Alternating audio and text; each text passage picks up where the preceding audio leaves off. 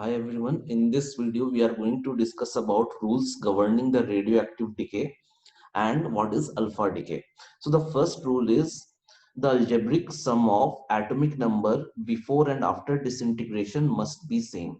So for that I have given you a radioactive decay. Uranium is disintegrating into thorium and helium.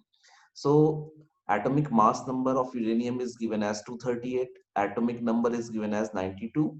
For helium, we know atomic number and atomic mass number 2 and 4. We need to find what is the atomic number of thorium. So according to the first rule, algebraic sum of atomic number before and after disintegration must be same. So before disintegration, it was 92.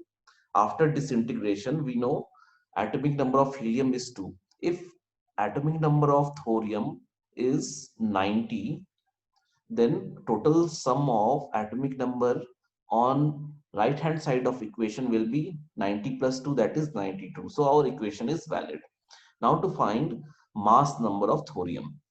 So the sum of mass number before and after disintegration must also be same. So same concept we are again going to apply here. On the left hand side, before disintegration mass number was 238.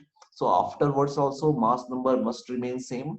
So if mass number of thorium is 238 minus 4, that is 234, then our equations will be balanced, because on left right hand side total mass number will be 234 plus 4, as that is 238, same as of uranium. Next is our alpha decay. Okay. Now, alpha decay happens when a nucleus emits an alpha particle. Okay. So this is the equation of alpha decay. So actually the example I have given is also of alpha decay. Okay. So we have an element whose atomic number is Z, atomic mass number is A. It radiates one alpha particle. Okay. So we need to find what is the atomic mass number and atomic number of the element formed Y.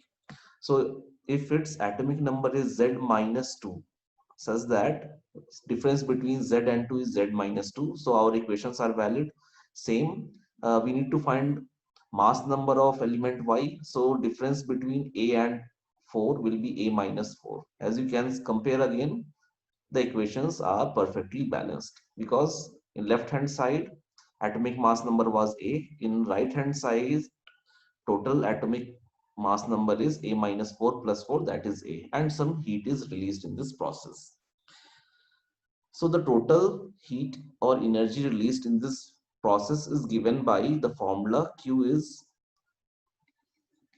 it is the heat released is difference between mass of reactants nuclei minus mass of product nuclei into C square. Now in this equation, reactant is element X, so it is mass of X nuclei minus product is Y, element Y, so mass of nuclei Y plus mass of helium nuclei into C square. So on solving this equation, you will get the same equation as this one. Now this equation you have to use when masses are given in SI units, like in kilograms and all. However, if masses are given in atomic mass unit, so you have to use this equation. In place of C square, you have to multiply with 931.5 mega electron volt. Okay, so that will be the formula of heat released. Here masses must be put in terms of atomic mass unit. This will give you heat energy released in form of, sorry, in terms of mega electron volt. So that was your alpha decay. Thank you.